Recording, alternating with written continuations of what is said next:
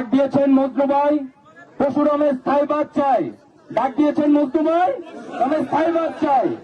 আপনাদেরকে শুভেচ্ছা জানাচ্ছি, আপনাদেরকে অভিনন্দন জানাচ্ছি। আজকে যে আমরা বৈঠক করছি, এই বৈঠক এই এলাকার মানুষকে রক্ষা করার জন্য একটি বৈঠক। আমরা যে ক্ষতিগ্রস্ত হচ্ছি বারবার, প্রতি বছর, কখনো একবার কখনো দুইবার, আমাদের যে সমস্যা, এই সমস্যাকে আমরা একটি কঠিন সমস্যা হিসেবে চিহ্নিত করেছি।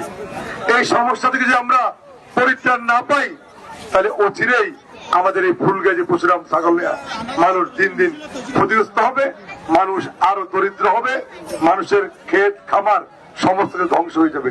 তাই আজকে বাধ্য হয়ে আমরা আজকে এই একটি প্রতিবাদ আমরা করছি। আজকে প্রায় 7-8 মাস, 6 মাসের অধিক সময় হয়েছে, এখন পর্যন্ত আমরা কোনো কার্যকরী পদক্ষেপ দেখছি না। তাই আজকে সময়ের প্রয়োজনে আমরা এখানে এসেছি।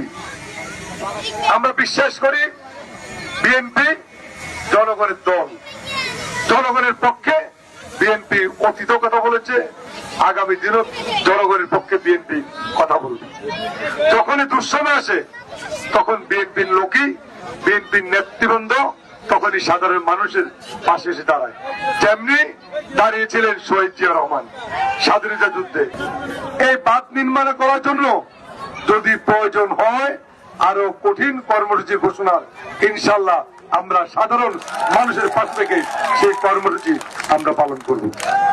আপনি জানেন আগামী দিন নির্বাচন, আমাদের নেত্রী বেগম খালেদা জিয়া সেই নির্বাচনে তিনি এই এলাকা থেকে প্রার্থী হয়েছেন, বিএনপির প্রার্থী তিনি। আমাদের যে সমস্যা, সেই সমস্যা আমরা আমাদের নেত্রী বেগম খালেদা জিয়াকে আমরা জানিয়েছি। আমাদের এলাকার মানুষের দুঃখ, আমাদের যে কষ্ট, সেটা আমরা দলের ভারপ্রাপ্ত চেয়ারম্যান তারেক রহমানকে আমরা জানিয়েছি।